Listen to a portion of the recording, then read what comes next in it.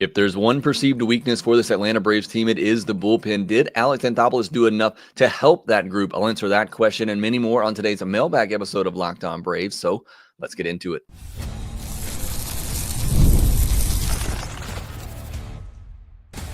You are Locked On Braves, your daily Atlanta Braves podcast, part of the Locked On Podcast Network, your team every day. Hey, and welcome back to Locked On Braves, part of Locked On Sports Atlanta, where we cover your favorite Atlanta sports teams each and every day. I'm your host, Jake Mastroianni. You can follow me on social media at Shortstop Ball. Check out the podcast there at LockedOn_Braves and on Instagram at Locked On Braves. If you're new and watching this on YouTube, please do me a huge favor. Hit that subscribe button, hit the thumbs up button, leave me a comment down below. And if you're listening on the audio version, you can help me out by leaving me a 5-star review on Apple, Spotify, or wherever you get your podcast. Thank you so much for making Locked On Braves your first listen of each and every day. We've made it through another week of March. We're inching closer to opening day, and we got another mailbag episode. Over 20 questions. You really overdid it on this one. So not going to waste too much more of your time. Before we get into those questions, today's episode is brought to you by FanDuel. Right now, new customers can get $200 in bonus bets when your first $5 bet wins. Now, we are going live on a Friday night. I usually do my mailbag episode in the afternoon, but I wanted to give as much time as possible to hopefully get some good news on Austin Riley, who got hit in that same wrist with a pitch on a Friday.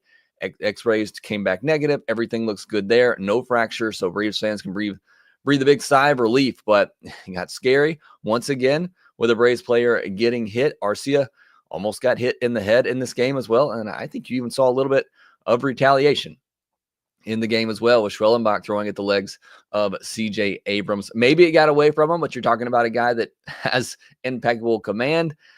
Either way, look, I wish Major League Baseball would just step up and do something about it with all these hit by pitches and scary places with guys who are throwing harder than ever. But if they're not going to, somebody has to police it. I'm not for throwing at people or injuring people, but you're having some of your best stars get injured and hurt and miss significant time because you have pitchers who don't know how to pitch.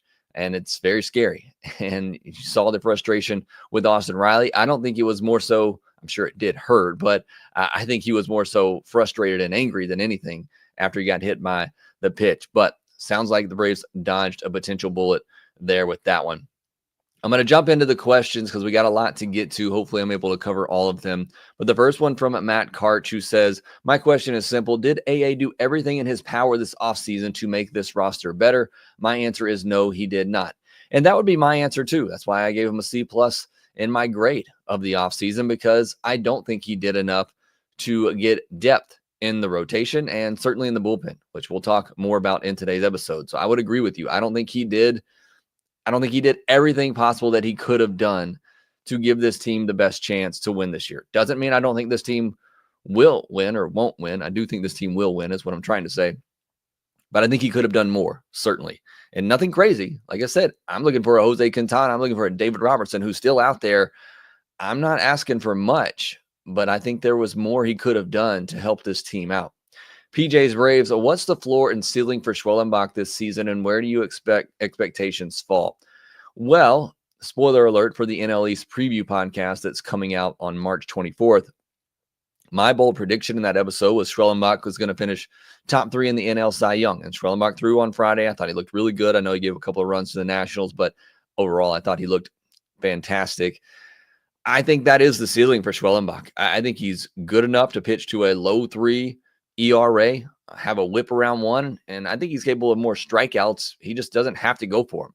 So I think the ceiling is maybe not top 3, at least not this year, but it would not surprise me if he's top 5 in the NL Cy Young voting. I think that is definitely the ceiling for him, even this year. And I guess there's not that much difference from 5 to 3, but I think the ceiling is very high, what I'm getting at. And I think the floor is very high as well. I mean, I think in a bad season, Schwellenbach's going to be a 3.75 type of pitcher. It's just the stuff is so good and he has such great command with it. He's not walking anybody. I'm very high on Spencer Schwellenbach going into the season. 10-Day IL says, what relievers could actually be sent to AAA without going to free agency? So a good question, and just for your knowledge here, I did not prep these questions coming into it, so I didn't get a chance to really run that down. I thought with this question, when I glanced at it before I did jump on, is that I thought you were talking about the non-roster invitee guys. Because some of those veterans, usually it's a type of agreement where, hey, if you're not going to make the roster, we'll let you know a week or so before opening day. So if you want to explore other options, if there's somewhere else that you can get picked up, that will generally take place about a week before opening day. The Braves have benefited from that. And I think that's how we got Matt Joyce several years ago. So that's usually what will happen with a lot of those veterans. The only reliever that I know of off the top of my head that has options left is Daysbel Hernandez, which is why he could get sent down. They certainly could option him if they wanted to, hold on to some of that depth. I don't think they need to, because I think he's one of the better arms, and I don't know that anybody else has really proven it at this point. Looking at roster resources really quickly, if I can, on the fly here, because they will show you what players have options left. And the only players in the Braves projected bullpen with options are Daysbel and Dylan Lee. Everybody else is out of options. And like I said, for those non-roster invitees in the bullpen, like a Jordan Weems, guys like that, you could send them, start them out in AAA. They sign minor league deals, so you can certainly do that. But like I said, with a lot of veterans, there's usually some sort of agreement in place that they're not going to be on the roster. Give them an opportunity to get picked up somewhere else. Chad Kuhl is somebody who's out of options, but he's on a minor league deal. But you can see all that over at FanGraphs roster resource. They show it right there. Ransom says, Snitker's current contract with the Braves is set to expire at the end of 2025. Do you anticipate that Snitker will choose to retire at that time? If he does, whom do you believe might step into the role of a manager? So I said when Brian Snitker signed that deal that I thought he would step down after 2025, not because I think he needs to, but I believe he's going to be turning 70 this year. He's won a World Series. He's been in baseball his entire life. Look, if it were me, as much as I love baseball and love it, I'd be a little tired at that point too, and ready to just enjoy my glory days. But maybe he doesn't want to, and maybe he wants to keep coaching. But the fact that hasn't been extended to this point, the fact he is turning 70 this year, it may be a situation where see how the season goes and play it out from there. But I said originally when the contract was signed that I thought he would step down. Who would step up and replace him? I think Walt Weiss would be one of the top candidates if they were to go internally. I think it might be somebody like Walt Weiss, but I haven't looked too much into that. No, a lot of people like Mark DeRosa as a candidate. He's been wanting to get into managing. I don't know if the Braves are going to give it to a first-time coach like that. I love Torey Lovullo of the Diamondbacks. That would be my preferred kind of out-of-network choice.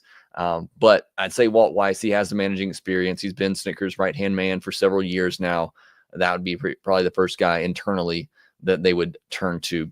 Kathy G says, who on the 40-man could be optioned to Gwinnett to clear space for NRIs without having to DFA? Do you see A doing that for any of them? Also, what would a deal look like to keep our Rule 5s from Marlins, Cleveland, and do you see them doing that? Thanks. Absolutely love your show. Well, thank you, Kathy G. Unfortunately, I don't know that I'm going to be able to give you great answers to all of those questions on the fly like this, as I wasn't able to kind of prepare for these ahead of time. I do apologize for that, but as you can see, kind of dealing with a little, I guess, allergy season, cold. I don't know what's going on right now. It's all kind of mixed together, but either way, who on the 40-man could be optioned to Gwinnett to clear space for NRIs?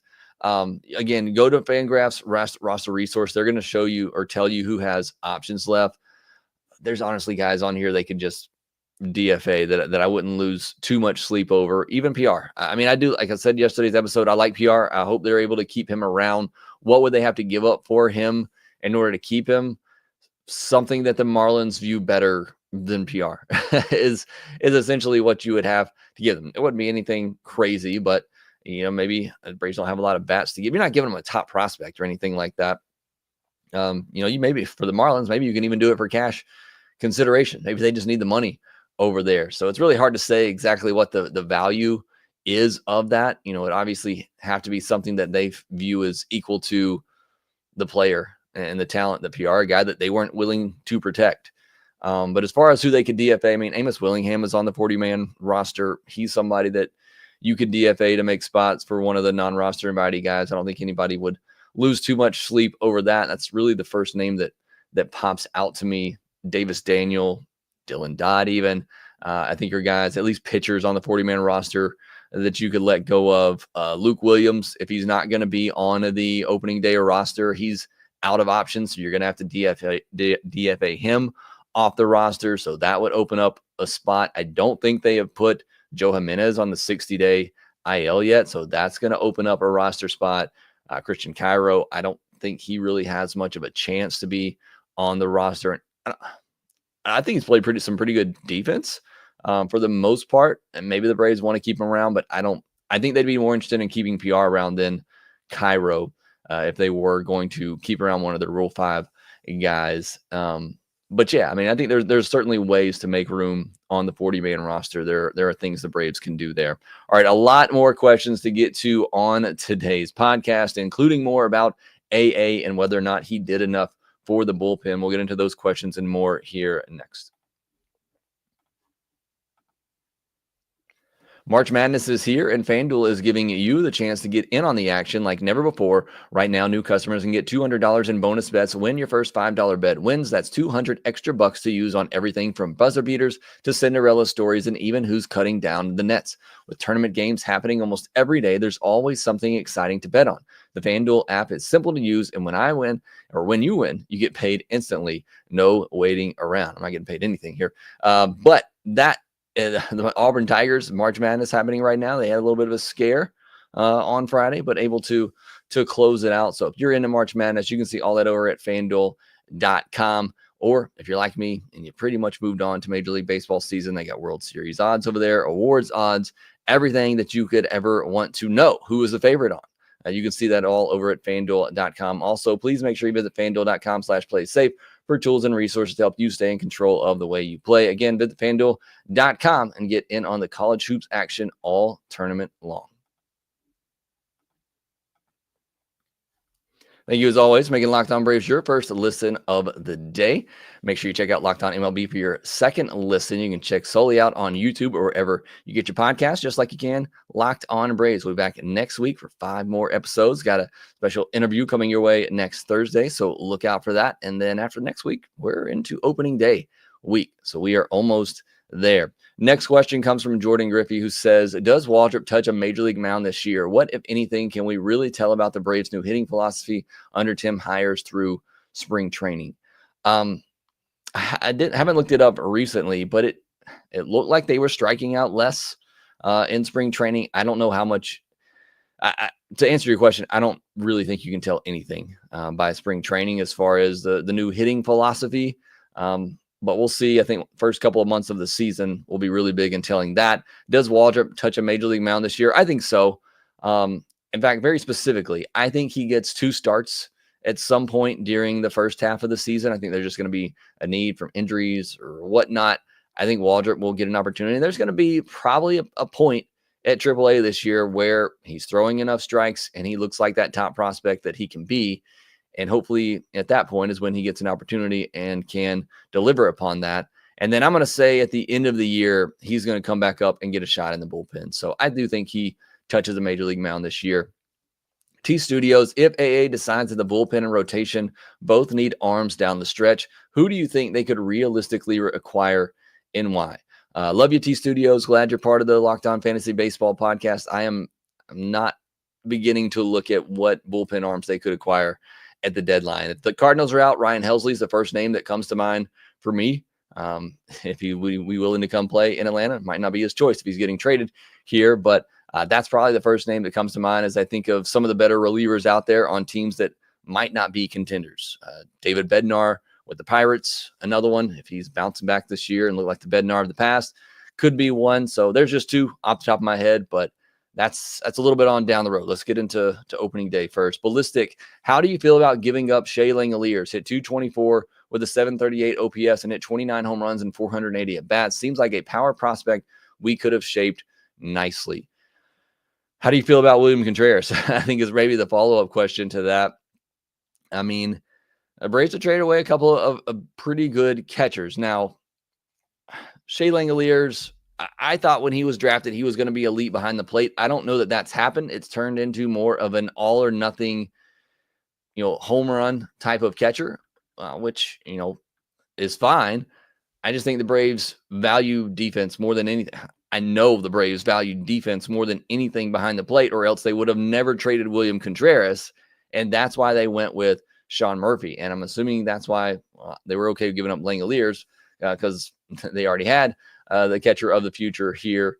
But it just, again, I think they value defense so much. They didn't think William Contreras was going to be good enough defensively. They didn't think Shea Langoliers was going to be good enough defensively. So they went out and got Sean Murphy, and that was their guy, and that's who they're going with. So, the power looks great. I'm sure it would be helpful in the Braves lineup, but I'm fine with Sean Murphy just because of what he does behind the plate. He's just got to get healthy. Ecuadorman, has Ian Anderson cemented his starting role in the beginning of the regular season, or do you think someone else is taking his spot? What do you think they do with him if he's not on the opening day roster? If he's not on the opening day roster, I think you stick him in the bullpen as a swingman to begin the year, just to keep that depth in case something happens and somebody gets injured, at least until Strider comes back. But I do think he's in the starting rotation to begin the year. Not necessarily because of what he's done and necessarily earned it. I just don't think AJ Smith-Shawver has looked that much better than him. Like I said, if you're just asking me to pick between those two right now, who would I trust the most? I'd probably say AJ Smith-Shawver. I would say AJ Smith-Shawver. But I don't think he's been leaps and bounds better in spring training. I haven't necessarily seen the improvements that I wanted to see from AJ Smith-Shawver in spring training either, but I would take him over what I've seen from Ian Anderson. But again, it hasn't, AJ Smith-Shawver hasn't done, he had to do a lot more than Ian Anderson coming in to steal that job. And he just hasn't done that to me. Bryce Elder certainly hasn't done that. And those would be the only two that could possibly take his spot. So I do think Ian Anderson is in the rotation, at least to start the year. And if not, they likely hold on to him for that last bullpen spot as a swingman. Wriggler 2 says, last year, a small lead going into the 7th felt pretty solid with the 2024 bullpen. How confident are we in the late game leading bullpen in 2025? So another question about the back end of the bullpen. Is it good enough? Look, I think Raisel Iglesias is a really good closer. I think he's going to be fine. I feel very confident in him. I'm a little shaky in Pierce Johnson at the moment. I think Dylan Lee is really good, but obviously a lot more is going to be asked of him this year. And while I think Aaron Bummer is really good, things seem to get away from him sometimes. And a lot of times it's out of his control. It's just some bad at ball luck, but it's a long history of that pretty much his entire career. You talk to any White Sox fan, that's what they're going to tell you, which, look, as fans, we're always going to remember those pitchers that just drove us crazy, that had those bad games here or there. It was the same thing last year with Aaron Bummer. Aaron Bummer was really good for the most part last year, but what do Braves fans remember? Those games where things just unraveled on him, and he gave up a bunch of runs. So I think that the Braves top 4 in the bullpen, I'm confident that they can get the job done. I'm not overly confident, if that makes any sense. Jake, not me, Bake_Jaker says, if Murphy has a repeat of last year, do you think we move on from him next year? Or do you think he becomes a backup for Baldwin, splits time with Baldwin? Like, if he has another bad year, who's taking him? Like, at that point, it becomes a bad contract swap. And I think you would still just have those two guys split time, where maybe even Murphy does take and look, we're elevating Drake Baldwin a lot right now. He is still a rookie, and it is a big job to catch major league pitchers for over an entire season. And that's something that we still need to see from him. But if it were another just disastrous year from Sean Murphy, I think the Braves still hold on to him, and it becomes a split situation going into 2026, and potentially a situation where he becomes the backup. I can see that happening more than him getting moved, because like I said, if it's another disastrous year, even though the contract is not an awful one, it does become a situation where you're basically trying to swap bad contracts. You're not getting much of any value for Sean Murphy after what would be 2 really bad years. Another one from 10-Day IL who says, what are your thoughts on keeping guys as depth options when they could potentially address a need in a trade? Guys like Nacho, who other teams could probably start, are being used as depth rather than being moved for a reliever, and I don't really like that. And I understand that. I've always been on the other side of that argument. This is the argument that I had with Vaughn Grissom for so long, in that if Ozzie Albies gets hurt, who are you going to? If Orlando Arcia gets hurt, who are you going to? And there's just not that depth in the Braves system to have that young guy who's ready to step up and fill a role and perhaps have some upside. And you trade Nacho Alvarez, and that you don't have that either. Now, I do think, I'm not saying Nick Allen has a lot of upside, but I think you'd be okay with him filling in for either of those guys that I just mentioned. Anybody that's filling in for Austin Riley is probably going to be a big drop-off. And Nacho, I think, is probably the primary backup for Austin Riley. As much as I like Nacho, that's going to be a big drop-off. And there's just nothing you can really do about that. But you do leave yourself open to have some really bad fill-ins like we saw last year without Vaughn Grissom. And look, Whit Merrifield came in and was good. Gio Urshela came in and it was good. And that's all great. But it would have been nice to have Vaughn Grissom, step in there and play those positions. And look, we traded for the NL Cy Young winner. I'm not saying that they shouldn't have traded Vaughn Grissom. But the thing I always said with Vaughn Grissom is, if you trade him, it better be for the top of the rotation pitcher. And that's what happened. And so I'm perfectly fine with that. What I'm not okay with, and the overall point I'm trying to make with both Nacho and Grissom, is I'm just not giving up those guys. I'm not just giving them up. Like, if you can get a solid setup guy that has multiple years, like a move that I didn't like when it happened was Justin Henry Malloy for Joe Jimenez, because you were giving up your top prospect, even though I was never high on Justin Henry Malloy, and it was a top prospect by default because the Braves system was at the worst point that it had been this whole time. But it was for 1 year of a setup man in Joe Jimenez, who ended up being really good, and the Braves ended up signing him and keeping him, so it made the trade that much better. And the fact that Justin Henry Malloy, at least to this point, hasn't become much of anything. And again, I didn't like Justin Henry Malloy. I didn't think much of him as a prospect. I didn't like the idea of trading away depth. Look, there are times the Braves might have been able to use Justin Henry Malloy in the outfield over the last couple of years. I didn't like the idea of trading away your position player depth for 1 year of a bullpen arm. And so if they were to trade Nacho Alvarez for 1 year of a setup man right now, I don't know that I would love that, because I think it hurts you.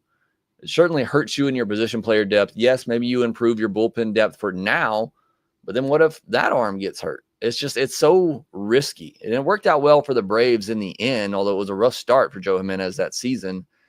It's just very risky if you are going to be trading your depth position players like that, and then you have some injuries come in, and suddenly you're very thin there, and you don't have a lot of guys who can step up. That's what's been so great about the Dodgers and their run over there, is that they have a guy go down. They have a Gavin Lux who's ready to step up. They have Andy Paez, James Outman. They have these guys who are ready to just step up and take on these roles if needed and when needed. And the Braves just haven't had that. So again, I'm not against trading Nacho. I wouldn't give him away just because you're not using him. You don't have a spot for him right now. You're not using him at this moment, but you might really need him at some point. All right, I spent a lot of time on that one. I still got a lot of questions to get to, but these are some great questions. Thank you for submitting those in. We'll take one more break, and then we'll wrap up with the rest of these questions.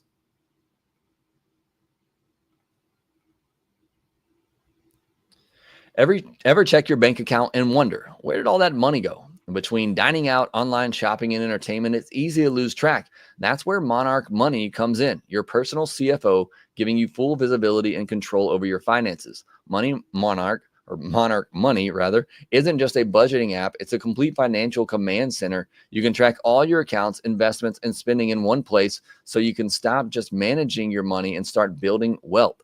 Managing money with your partner is smoother than ever. You can track shared and personal accounts, set goals, and stay on the same page without the stress.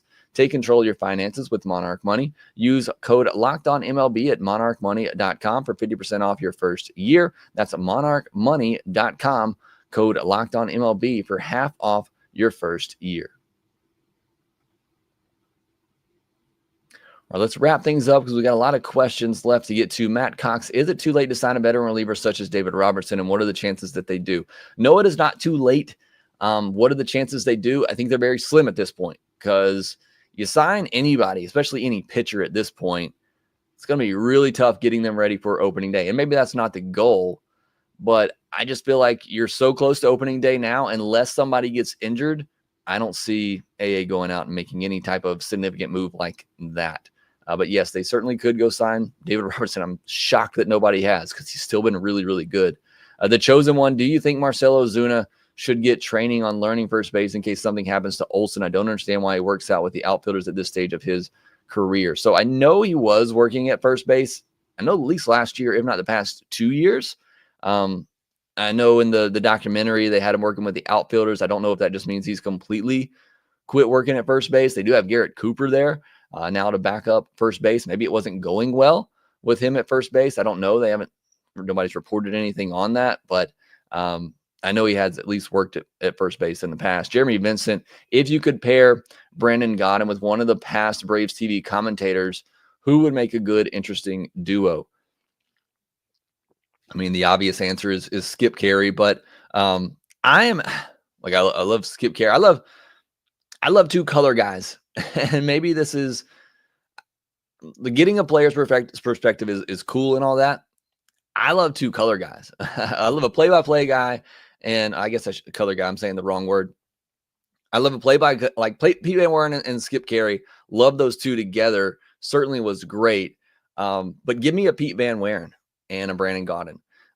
Give me that professor who's going to show the game to you in a way you could never imagine, and bring it to you, just through your voice, and give me that funny character to go along with it. That's what made Pete Van Wieren and Skip so popular and so great to listen to, because you had that professor, you had that mind who could bring the game to you so elegantly in such a awesome way. And then you had the funny character next to him. All right, not sure how much longer I can last here. Starting to lose my voice, so bear with me here just a minute. Impat84 says, how do you feel about our relief corps? I feel pretty good about it, but also feel like the Braves should get at least maybe one or two relievers to solidify the group. As always, fantastic job with the show. I don't know about that today, but thank you so much for your comment. We've talked a lot about the relief corps. I feel okay about it, but it is the group where I can see things falling apart quickly. However, bullpens are much easier to fix. Go sign a David Robertson right now. He could probably be ready in 2 weeks as a veteran. He could probably get himself ready for opening day. There are always arms that you can go get during the season. There are possibly arms in the farm system right now that could help you out at some point this year. G2XDD, what free agent relievers are still available that would fit the Braves' need? Who could they realistically go out and get? David Robertson's the one that we keep mentioning. He's the most popular one out there right now. It seems as if Kelenic is costing the Braves $9.3 million against the CBT this year. That is between his contract and David Fletcher's. If we wouldn't have made the deal last year, how do you think we would have used that money this year? Would we have done anything different? This is a great question. I haven't thought about that. The Jared Kelenic move, it cost him a lot of money last year, but it also, with the David Fletcher contract, it's costing them some money this year as well, going against the CBT. And you don't know. What if they had an extra $9 million to spend this offseason? Would they have been more inclined to go out and sign a Jose Quintana and a David Robertson and still have that $10 million wiggle room that Alex likes to have for in-season moves? It's a great point. And you can't always go back and say, because if they didn't do the Kelenic move last year, maybe they do something else and still spend that money. But yeah, I think that's a great point. They probably would have played things a little bit differently. Lovable Sports, do you know what kept Grant Holmes in the minors so long? Did Braves development help him with something specific when he came over in 2022? That's a great question as well. I don't know that I've necessarily heard the reasoning on that or what changed for Grant Holmes. I just know when I watch him pitch, that slider, and it's really just different shapes to that slider that he has, are so effective. But I don't know how that guy stayed in the minors for 10 years, because even as a reliever, he probably should have been up 2 years before he was.